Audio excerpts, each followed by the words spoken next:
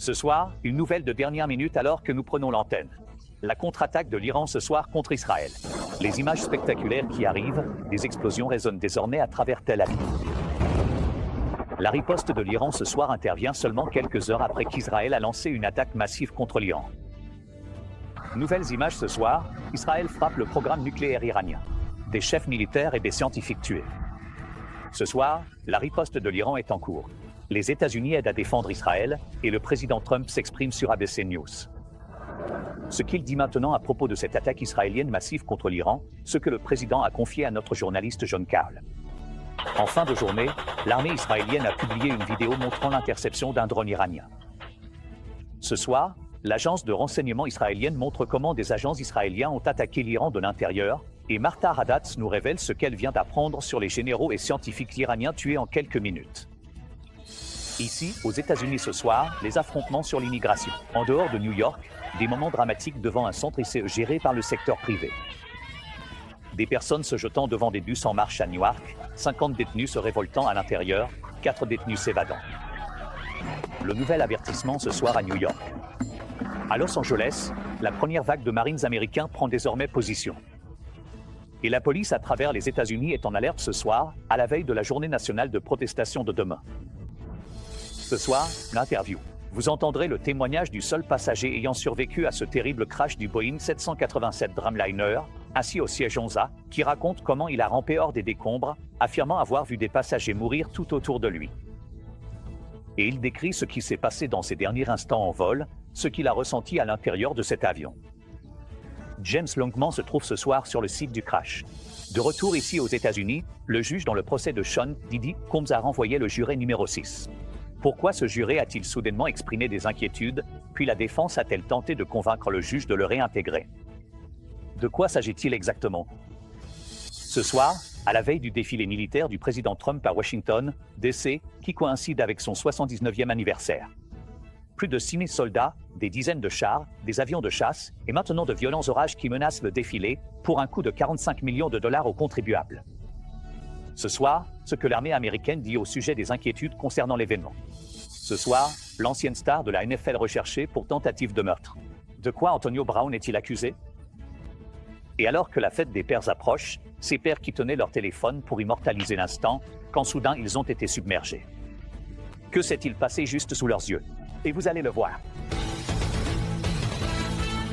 Depuis le siège mondial d'ABC News à New York, voici World News Tonight avec David May. Bonsoir, nous commençons ce soir avec une information de dernière minute alors que nous entrons en direct. L'Iran maintenant, et sa contre-attaque contre Israël ce soir, en riposte, seulement quelques heures après cette attaque massive d'Israël contre l'Iran, visant le programme nucléaire iranien, tuant des chefs militaires et des scientifiques. Et maintenant, alors que nous sommes à l'antenne ce soir, cette contre-attaque de l'Iran. Les responsables militaires israéliens déclarent que tout Israël est sous le feu. Les États-Unis défendent désormais Israël, aidant à abattre ces missiles iraniens. Les images arrivent ce soir. Voici maintenant la ligne d'horizon de Tel Aviv alors que les missiles iraniens s'approchaient. Le système de défense aérienne israélien en a intercepté la plupart, mais pas tous. En fin de journée, l'armée israélienne a publié cette vidéo montrant l'interception d'un drone iranien juste ici. Quelques heures plus tôt, des missiles israéliens ont frappé le principal site d'enrichissement nucléaire de l'Iran, l'une des plusieurs installations nucléaires touchées. Une attaque israélienne de précision sur un immeuble résidentiel à Téhéran, des frappes aériennes tuant en quelques minutes des généraux de haut rang et des scientifiques nucléaires. Plus de 200 avions israéliens ont frappé plus de 100 cibles, la plus grande opération militaire du pays depuis 1967. Et les opérations clandestines à l'intérieur de l'Iran. Des espions israéliens ont introduit des explosifs en contrebande, les déployant à l'intérieur de l'Iran pendant la nuit. Ce soir, Israël déclare désormais que leur opération ne fait que commencer, promettant qu'il y en aura d'autres à venir. Et le président Trump s'est exprimé sur ABC News. Voici ce qu'il dit maintenant à propos de cette attaque israélienne massive. Marcus Moore ouvre notre édition ce soir depuis Tel Aviv. Ce soir, la riposte de l'Iran a commencé. En réponse à l'attaque massive d'Israël, l'Iran fait pleuvoir des missiles sur Tel Aviv, des boules de feu visibles à travers la ligne d'horizon et des immeubles en flammes. Israël est en état d'urgence alors que les Israéliens se rassemblent dans les abris. Des explosions ont été entendues dans le ciel au-dessus de Tel Aviv et de Jérusalem alors que les systèmes de défense aérienne israéliens interceptaient des roquettes iraniennes. Tsahal a publié cette vidéo qui, selon eux, montre l'interception d'un drone iranien. Mais comme le montre cette vidéo publiée en ligne, certains missiles iraniens parviennent tout de même à atteindre Israël, s'écrasant sur des immeubles. Et ce soir, nous apprenons que les États-Unis aident désormais Israël à se défendre. Des responsables américains nous disent que les États-Unis ont également abattu des missiles visant Israël. Israël avait depuis longtemps annoncé son intention de frapper l'Iran, mais la campagne elle-même impressionnante tant par sa planification que par son exécution. Plus de 200 avions ont frappé une centaine de cibles, dont la principale installation d'enrichissement nucléaire de l'Iran à Natanz. Mais ce n'était pas tout. Des espions israéliens du Mossad s'étaient secrètement infiltrés en Iran, y introduisant clandestinement des drones explosifs et d'autres armes. Les Israéliens ont publié cette vidéo qui, selon eux, montre des commandos du Mossad en train de placer des dispositifs destinés à neutraliser les systèmes de défense aérienne iraniens. Israël a également éliminé les principaux chefs militaires et scientifiques du gouvernement iranien. Le général en charge de l'ensemble des forces armées iraniennes, ainsi que le responsable du programme de missiles balistiques du pays, tous deux tués. Israël qualifie l'opération, je cite, des attaques préventives. Israël a lancé l'opération Lion-Levant. Le Premier ministre Benjamin Netanyahou a déclaré que le programme nucléaire iranien représentait, je cite, un danger clair et immédiat pour la survie même d'Israël, avertissant qu'il ne s'agissait que du début d'une campagne militaire qui durerait plusieurs jours. Netanyahou a affirmé que les États-Unis étaient au courant de ces plans, je cite, nous les avons informés à l'avance. Ils étaient au courant de l'attaque. Quelques heures seulement avant les frappes, le président Trump avait publiquement exhorté Israël à patienter afin de donner plus de temps à son équipe pour négocier avec l'Iran. Tant que je pense qu'il y a un accord, je ne veux pas qu'il intervienne, parce que je pense que cela pourrait tout faire capoter. Cela pourrait en fait aider, mais cela pourrait aussi tout faire échouer. Peu après le début de l'attaque, l'administration a insisté sur le fait qu'Israël avait agi de son propre chef. Le secrétaire d'État Marco Rubio a déclaré, je cite, « Nous ne sommes pas impliqués dans les frappes contre l'Iran », avertissant que l'Iran ne devait pas s'en prendre aux intérêts ou au personnel américain. Mais aujourd'hui, le président a déclaré à John K. d'ABC que l'attaque d'Israël était, je cite, « excellente », ajoutant à propos de l'Iran, « Nous leur avons donné une chance et ils ne l'ont pas saisie. » Ils ont été durement touchés, très durement, et ce n'est pas fini, il y en aura beaucoup d'autres.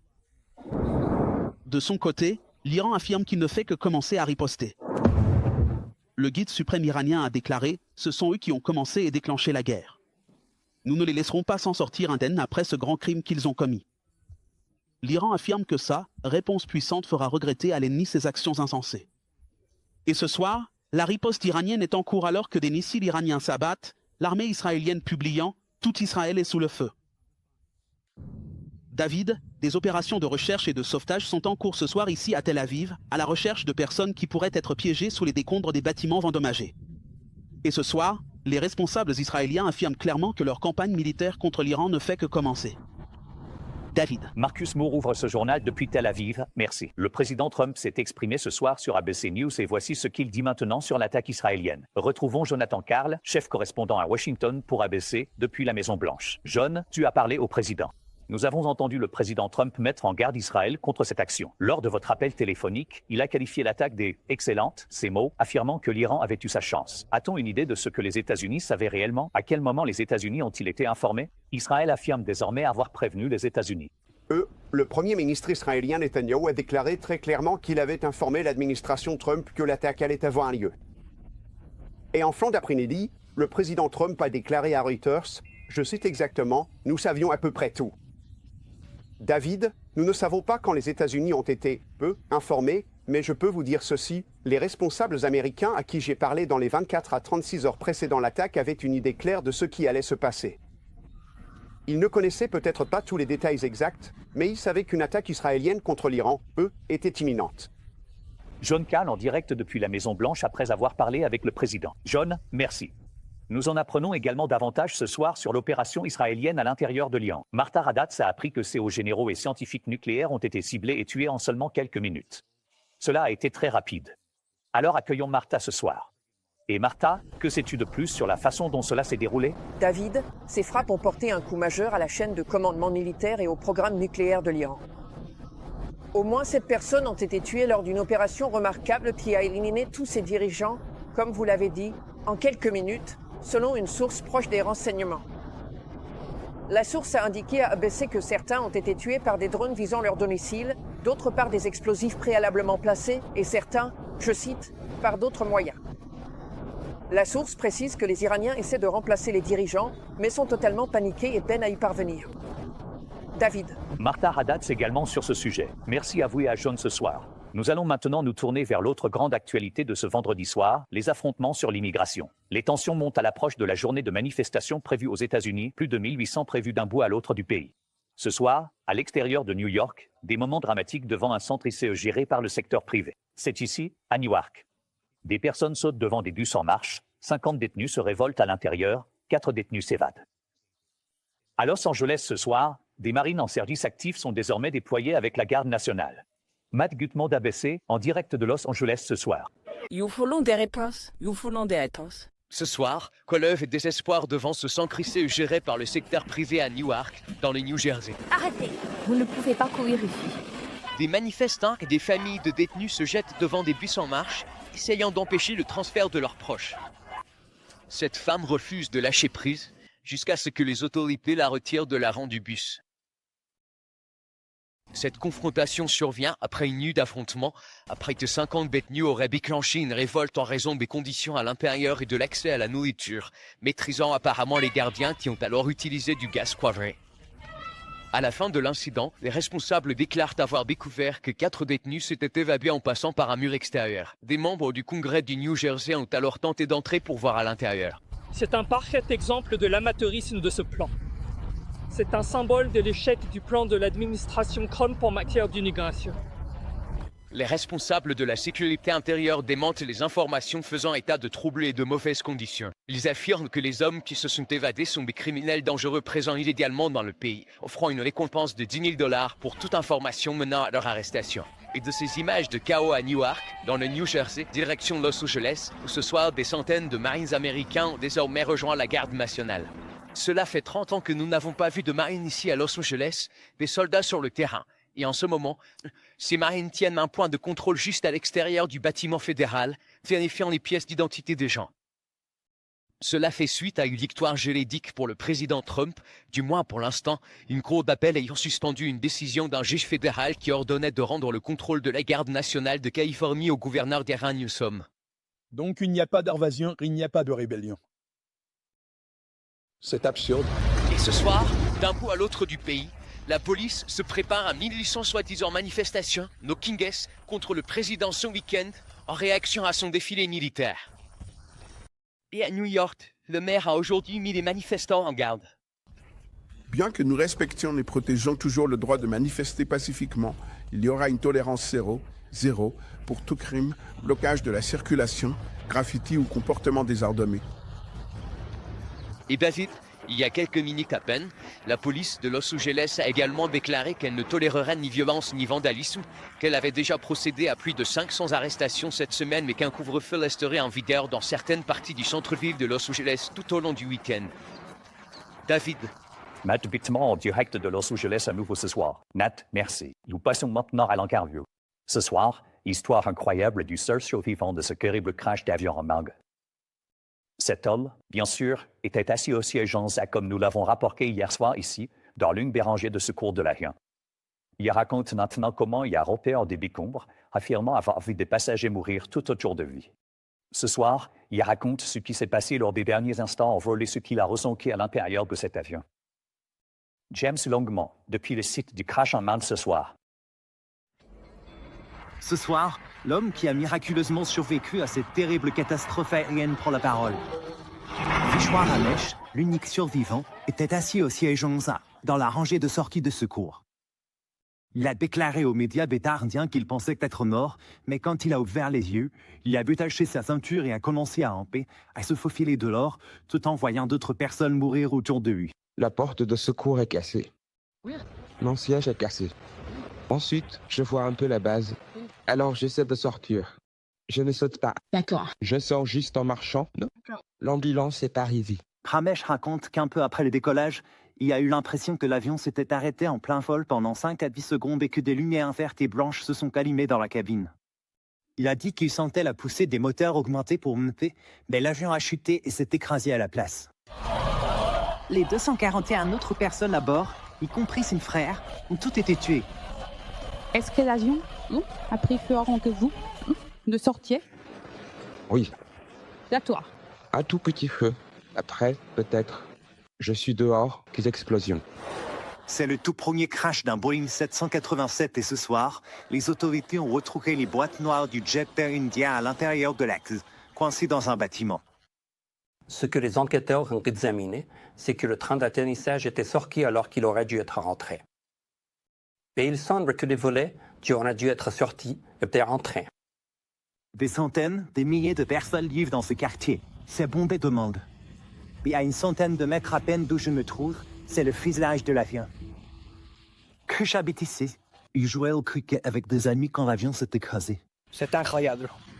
Je n'ai jamais vu ce genre de scène de toute ma vie. Et David, aujourd'hui, l'autorité de l'aviation civile a ordonné à Air India d'effectuer des contrôles de sécurité supplémentaires sur tous ses militaires. Une équipe du NPSB est attendue ici ce week-end. David. James Longman, en direct d'Inde ce soir. Merci, James. De retour ici aux États-Unis, à New York, le procès de Sean Diddy Combs. Ce soir, le rebondissement autour du juge qui a envoyé le juré numéro 6 aujourd'hui et pourquoi ce juré a soudainement exprimé des inquiétudes, fit la défense qui a tenté de convaincre le juge de le réintégrer.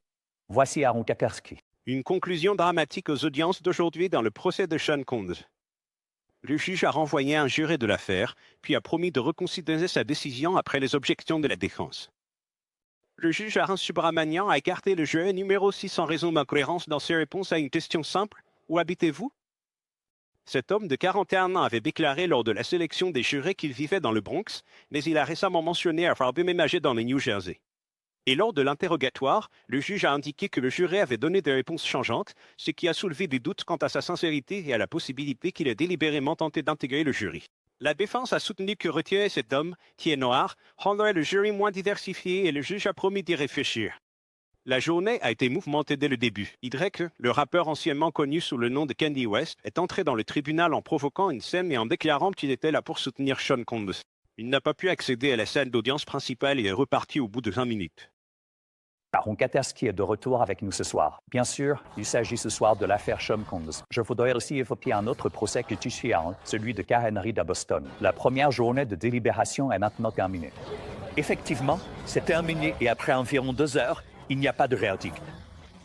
Le jury, près de Boston, d'Azid, doit décider si Karen Reed a tué son petit ami policier en état d'ivresse en le percutant avec son essuie-verre et en le laissant pour mort.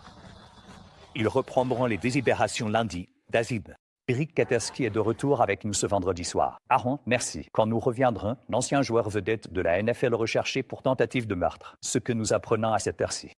Et puis, la nouvelle inquiétude ce soir concernant le défilé militaire à Washington, DC demain, qui coïncide avec le 79e anniversaire du président dans un instant. Ce soir, des inquiétudes météorologiques à la veille du défilé militaire du président Trump à Washington, DC, qui coïncide avec son 79e anniversaire. Plus de 6 000 soldats, des dizaines de chars, des avions de chasse, pour un coût de 45 millions de dollars pour les contribuables. De violents orages sont désormais possibles, suscitant des inquiétudes concernant d'éventuels éclairs et la possibilité que les vols des avions soient affectés. Ce soir, l'armée américaine a déclaré à ABC News que le défilé aura lieu, qu'il pleuve ou qu'il fasse beau. Quand nous reviendrons ce soir, l'ancienne star de la NFL désormais recherchée pour tentative de meurtre est ce que nous apprenons à ce sujet. Ce soir, les autorités affirment que l'ancien joueur vedette de la NFL, Antonio Brown, est désormais recherché pour tentative de meurtre à Miami. Selon le mandat d'arrêt, l'accusation découle d'une fusillade lors d'un événement de boxe de célébrité. Il a été brièvement placé en garde à vue. Brown affirme que plusieurs personnes tentaient de le voler. Quand nous reviendrons ce soir, la fête des pères approche et les papas tiennent leur téléphone, filmant leurs enfants quand, tout à coup, ils n'en croient pas leurs yeux. Enfin ce soir, nos personnes de la semaine, les papas qui filment avec leur téléphone, soudainement submergés par l'émotion. Ce soir, à l'approche de la fête des pères ce dimanche, les incroyables cadeaux déjà offerts par des diplômés du lycée, transformant leur moment en un moment pour leur papa. À Granbury, au Texas, près de Fort Worth, c'est le beau-père, Joey Ann, qui filme fièrement la remise de diplôme de sa belle-fille Sterling. Il l'élève depuis 11 ans, comme sa propre fille. Et donc, lors de sa remise de diplôme, Sterling voulait qu'il sache à quel point il compte pour elle. Quand ils appellent son nom, il se rend compte que c'est aussi son Heidi. Sterling va descendre dans le milieu. Ouais. Son beau-père, entendant le nom de Camille, le sien, puis d'essuyant ses larmes ici même ce soir. Salut, Basil. Joy, ou comme Sterling l'appelle, papa. Aux parents qui ont des beaux-enfants, montrez-leur que vous les aimez. Ne vous contentez pas de leur dire que vous les aimez. Et avec nous aussi. David, je suis Nana. Bonjour David, je suis Sterling. Naman Keyi et cette nouvelle diplômée, la fière Sterling. Nous sommes une famille, nous nous aimons et nous sommes là les uns pour les autres, et c'est vraiment tout ce qui compte. Et à Covington, en Louisiane, près de la Nouvelle-Orléans, voici Vincent Ficard lors de la cérémonie de remise de la bague de fin d'études de son beau-fils.